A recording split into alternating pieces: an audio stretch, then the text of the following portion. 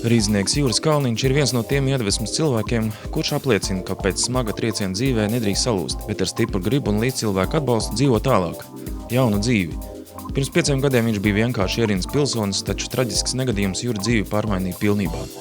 Tagad viņš var pārvietoties viena ratiņkrēslā. Juras dzīvē ir pielāgojies, mainījušies arī uzskati, ir jauni mērķi. Viens no tiem galvenajiem – startēt maratona distancē Paralimpiskajās spēlēs.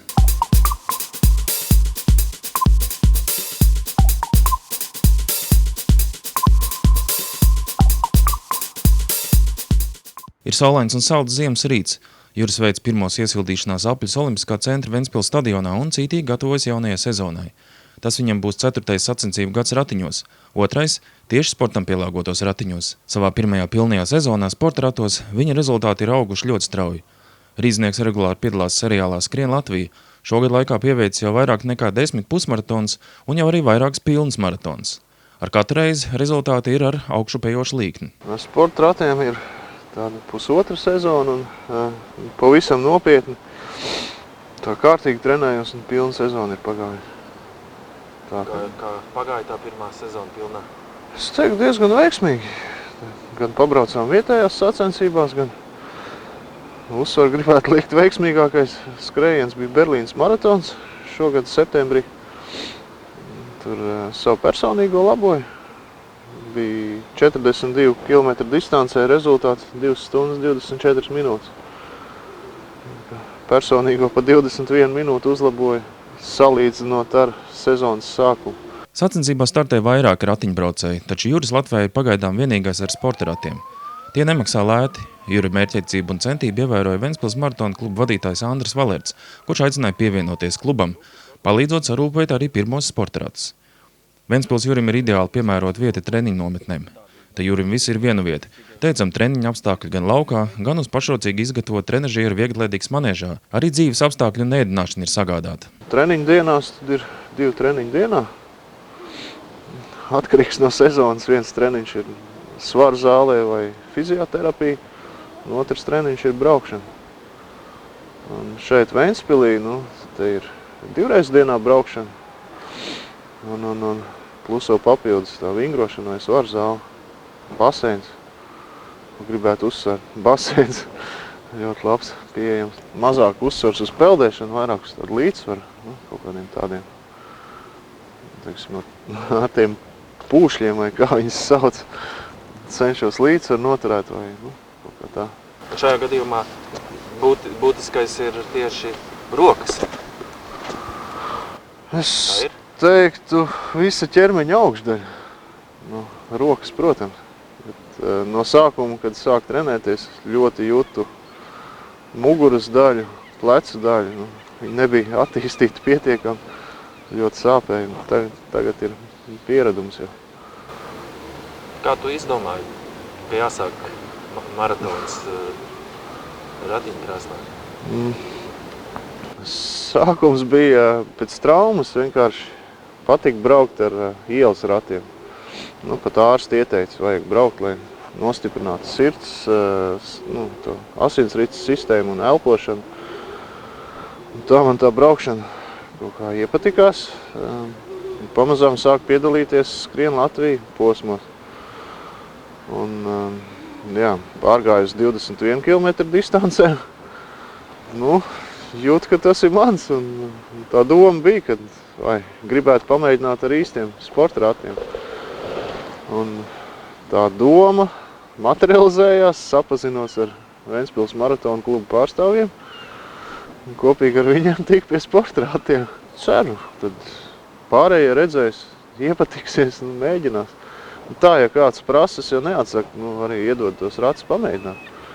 Bet, šķiet, šajā sporta veidā problēma ir rati, tieši ekipējuma iegāde. Cik maksā?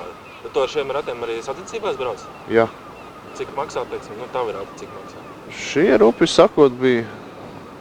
sakot ap 1000 eiro. Mēs te veicām visādas uzlabojumus. Tā, Riktīgie ir apmēram 5500. Un tad ir vēl pakāpe, kur individuāli taisa pēc atlēta auguma. Bet, nu, par tiem vēl par agru.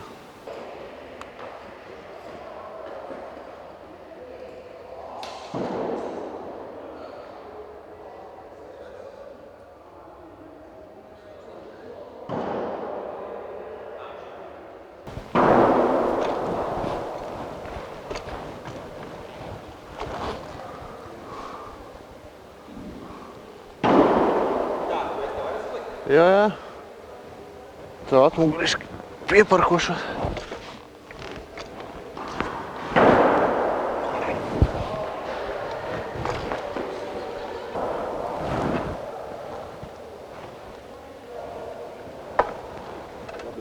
Tagad uz lai priekšu bišķiņu.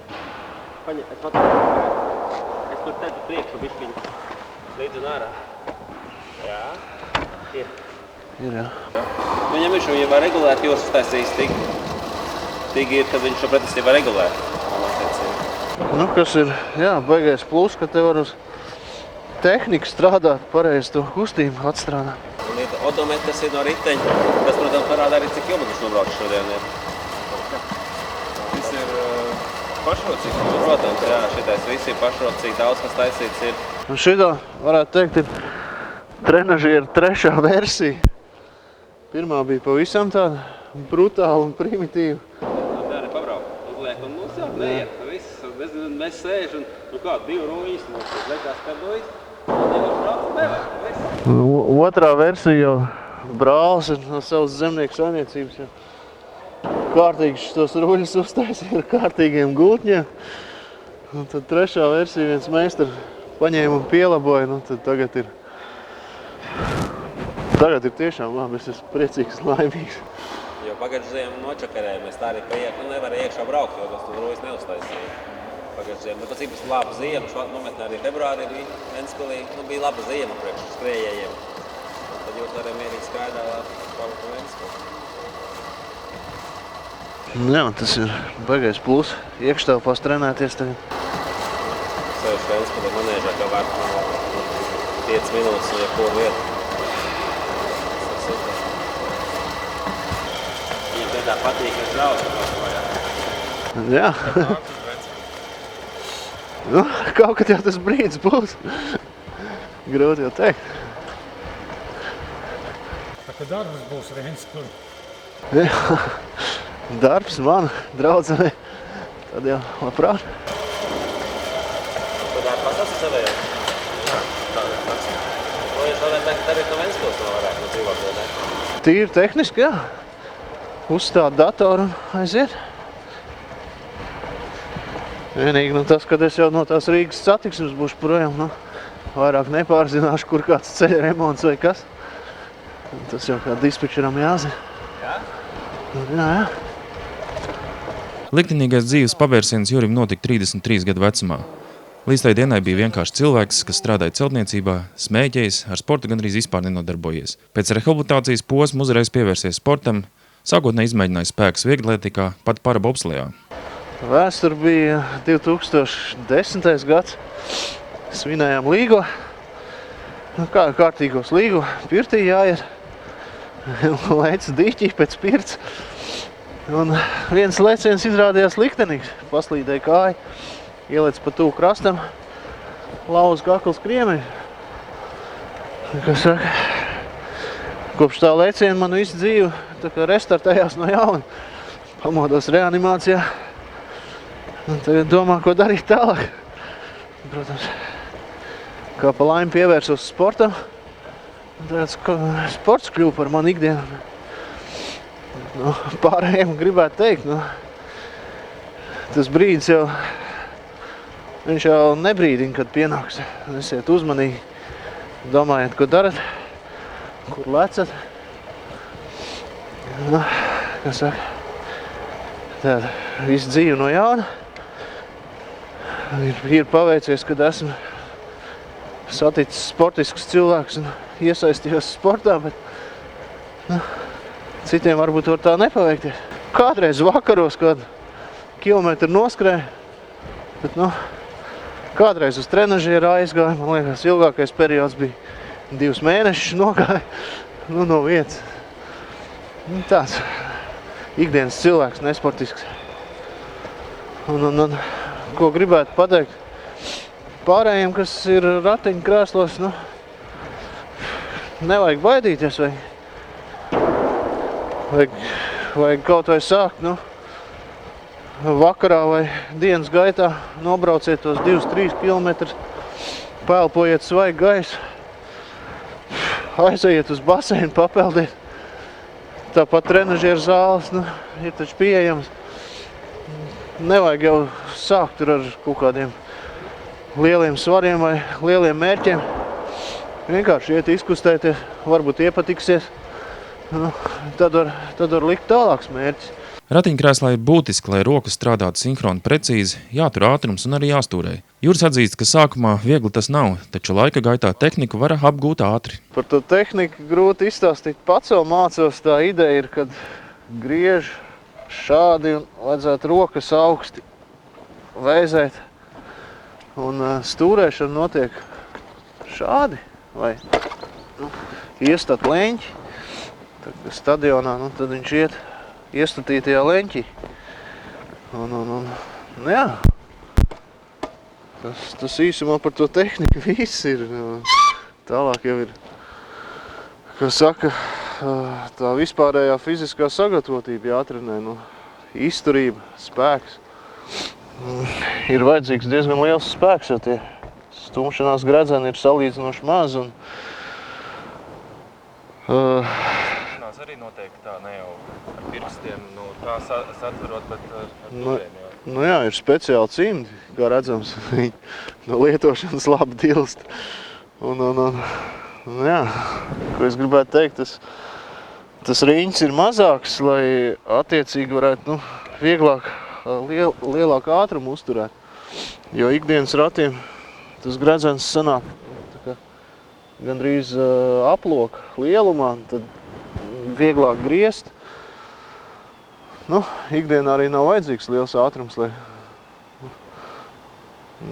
arī, jā, kā gribēju teikt, šādi griežot ātrāk rokas nogurs. Nu, ikdienā tas noteikti nav vajadzīgs. Pašam sporta ratiņbraukšana vairs nav tikai hobijs vien. Tas ir kļuvis arī par ikdienas darbu ar izvirzītiem augstiem mērķiem. Agrāk bija prieks par pieveikto distanci, šodien jau viss darbs tiek pakārtots rezultātiem. Nu, kā saka, tajos skrien Latvijas posmos ar ielas ratiem mēs piedalījāmies vairāk. Nu, tur vidēji grūti pateikt, bet šķiet maksimums bija kādi 10 dalībnieki. Nu, tā.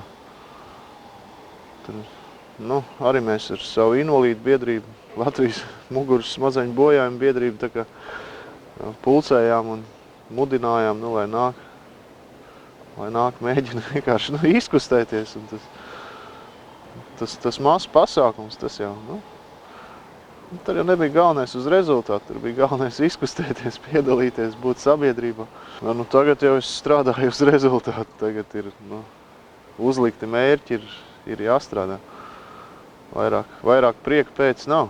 Joprojām patīk, bet nu, ir jāiet uz rezultātu. Šobrīd Juris apņēmīgi gatavojas jaunai sezonai. Līdz pirmajam pilnajam maratonam vēl ir 4 mēneši, taču šis ir šobrīd vissvarīgākais starts, kas var jau šogad piepildīt Jura Kvēlo sapni. Mērķis nākamās olimpiskās spēles? Nu, protams, gribētos, bet ir jāiegūda vēl ļoti liels darbs. Uz to centīsimies iet. Jā, jāstrādā. Jā, nākamais nopietnais starts ir 24. aprīlī Londonas maratons, kur ir arī iespēja, nu, tā kā tas rezultāts tiks ņemts vērā, lai cīnītos par iespēju tikt uz Rio olimpiādu. Tu ceri jau uz šo Rio varbūt aizcirties, jā? Es mēģināšu.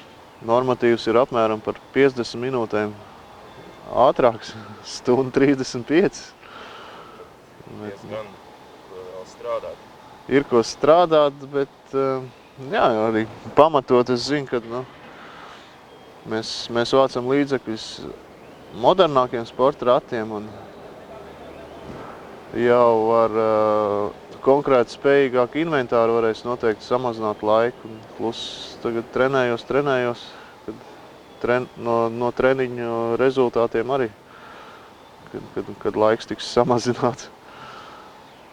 Un, kā saka, es nezinu, vai izdosies izpildīt, bet centīsimies. Jāpatīk, jābūt dullam, ar piespiešanos nesanāks. Tā par sevi saka neatlaidīgais Juris. Viņš vēl sasniegt pasaules ratiņbrauca elites līmeni. Lai gan kādam var šķist, ka sapņot par paralimpiskajām spēlēm pēc tik īsa laika sporta ratiņbraukšanā ir par agru, daudz pasaules sportisti pierādījuši, ka jau pēc 4 gadiem sporta ratos var cerēt uz pirmajiem panākumiem.